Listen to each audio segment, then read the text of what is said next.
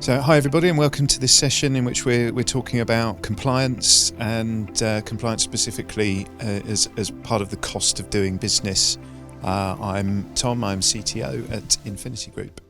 And I'm Ian Stretton, I'm a pre-sales architect here at Infinity Group.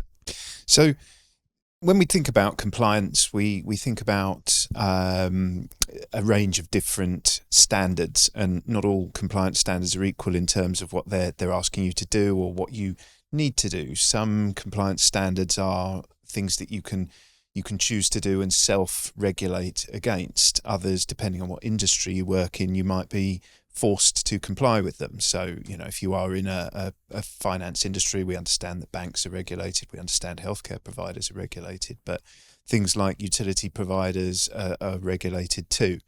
And the level to which certain organisations in the UK are regulated is likely to expand. There's a standard in Europe coming online called NIS2, which is something that doesn't apply in the UK at the moment. There's an earlier version of those regulations just called NIS that does apply to some industries, but the government is considering whether to expand that applicability. So there are organisations, and in the SMB space as well as the large enterprise space, that may find themselves suddenly having to comply with those regulations.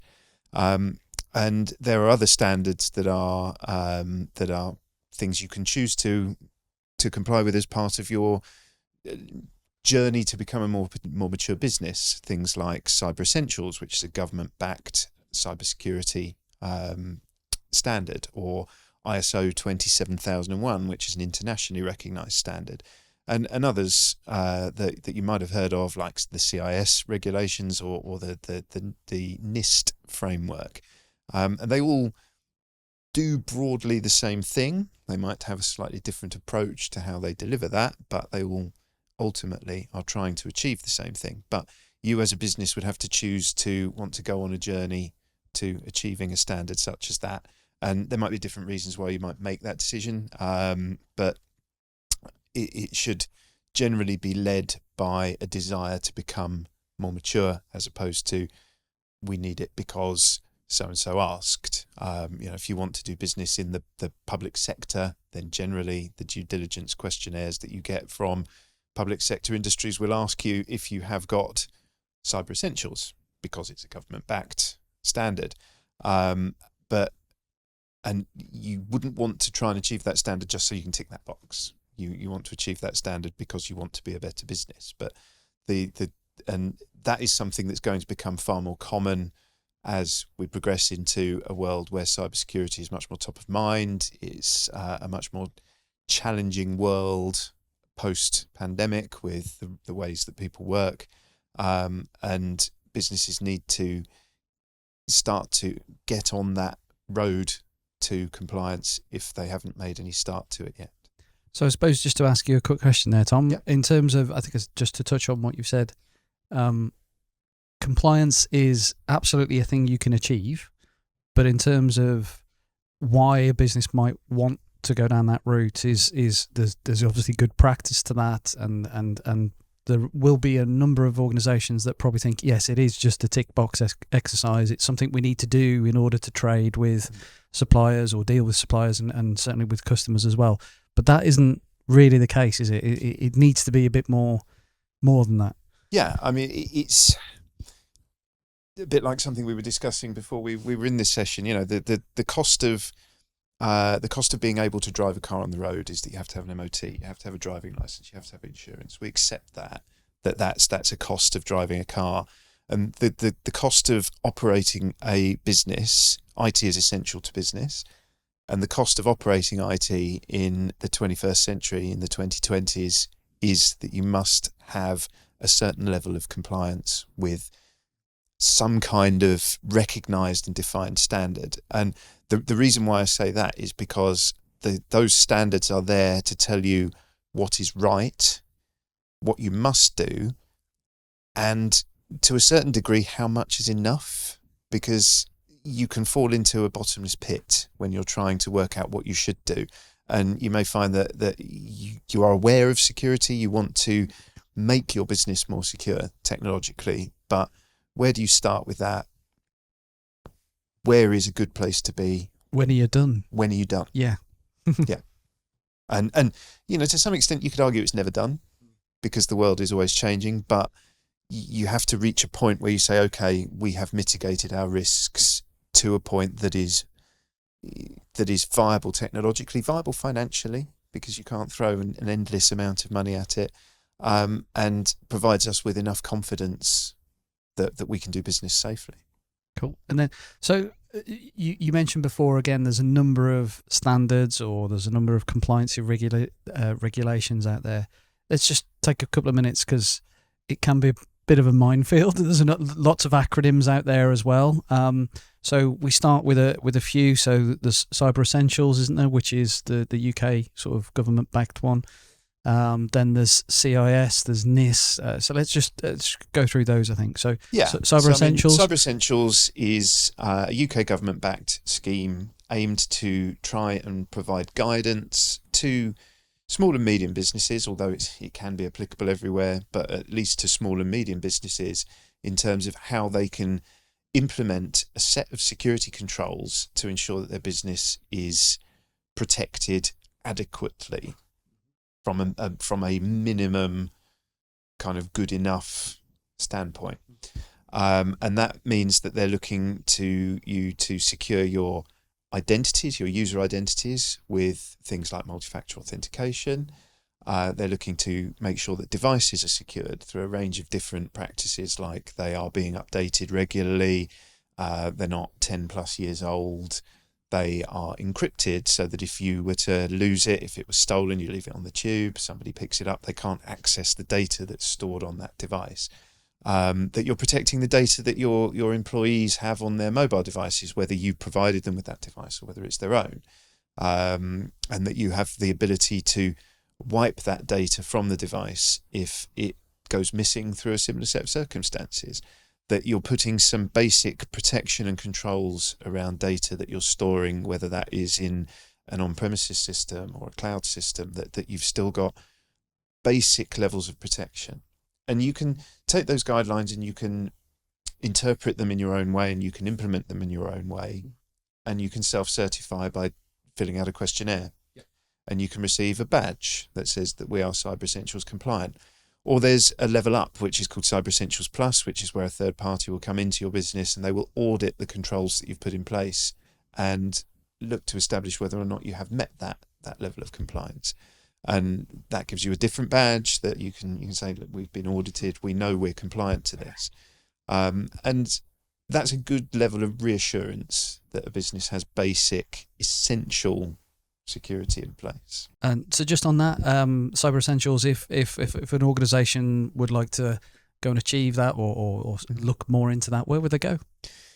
Well, they can go to the government websites for Cyber Essentials and they can download all of the documentation. But without a certain level of understanding and knowledge, it's not going to make an awful lot of sense. So you need to go to a provider, and the website does have a list of providers on there that will be able to assist you in achieving that compliance. Or you can come to Infinity Group, because it just so happens that we can deliver compliance to those standards for you. We can help you with a gap analysis to understand where you are. We can help you with the technology so that we can put the procedures, the practices in place to get you to where you need to be technologically. We can help you develop the business processes that you need to go around them. And then we can audit you to help you understand how close you are or whether there's anything else that needs to be done. Cool, thank you. And then so that's Cyber Essentials. Another one would be the NIS 2 that you referred to. Yeah, I mean, that is more of a regulatory compliance. So that looks more at risk and your ability to mitigate risk. So all of the kind of practices that are contained within standards like Cyber Essentials and ISO 27001 are the things that you would need procedurally and technologically to have in your business in order to be able to mitigate the risks and provide the reporting that the regulator would require under a standard like this. So it's something that you could address or try to address standalone, but it's probably more complicated to address standalone than it would be to couple it with a cybersecurity standard. And by virtue of acquiring the cybersecurity standard, you're achieving your compliance with the regulations. Okay, I'll come back to that question actually, because that's a really good one. And then there's another one, which is the CIS standards, which stands for the Centre of Internet Security, or Centre for Internet Security, sorry. And there are a number of different benchmarks and levels with that one, isn't there? Yeah. I mean, CIS is a very extensive set of guidelines, and they are very, very good because they've been very well developed over a very long period of time to give you a baseline for individual segments of technology. So if you want to understand how you should be configuring a laptop to make it as secure as it can possibly be, they will have a benchmark that will tell you exactly how to achieve that. And that would break out to other services like a firewall or a switch or a mobile device. But they are guidelines. It's not something that you can comply with. Nobody will audit you. So going back to your car analogy with the MOT, it's not, you wouldn't get an MOT certificate with the CIS as such. Yeah. No, there's no certification to sit with that. It's just those guidelines that you can follow. But if you follow those guidelines and you align to those guidelines, and then you are looking to achieve another cybersecurity standard, by virtue of following those guidelines, you will be meeting the requirements of that standard. So it's the principles that you can apply to demystify a higher level requirement in another standard. So if ISO 27001 is telling you that at a high level, your Windows devices have got to be secure, and you say, well, that's a subjective statement.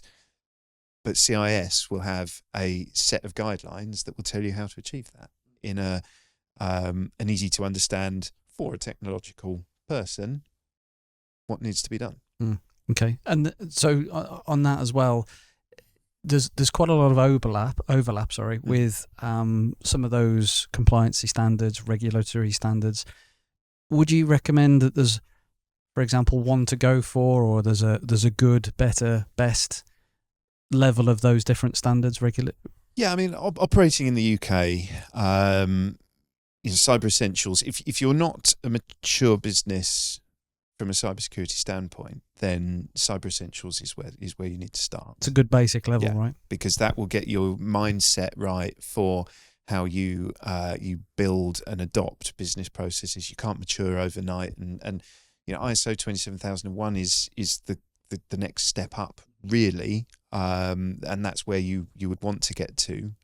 But that is a long journey. It will take a couple of years to complete that journey, even for a relatively mature business that has compliance with Cyber Essentials. It's still going to be a long journey, because there's a huge amount of evolution needed within a business to achieve those kind of standards. Cyber Essentials is something that every business can do, and there's no reason why they aren't doing it. There's no logical reason not to do it. It's not expensive to implement.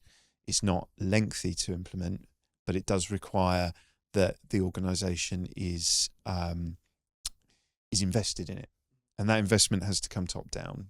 It can never go bottom up. You have to have that desire to be better from the leadership of the organisation, and if you can have that in place to achieve Cyber Essentials, then implementing the policies and the changes that come with those policies won't be that difficult, because it's not a big step.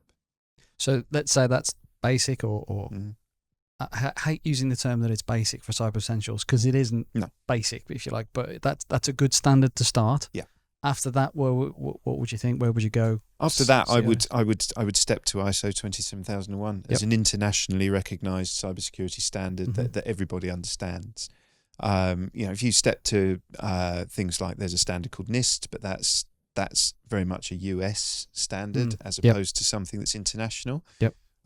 If you were very specifically looking to do large amounts of business in the US, then maybe. Yeah, especially with the government and military, I think, over in the States, you definitely need that as well, don't you? But for general business in the UK and stepping out into a wider world, ISO 27001 is the standard that will open doors. Yeah. Okay.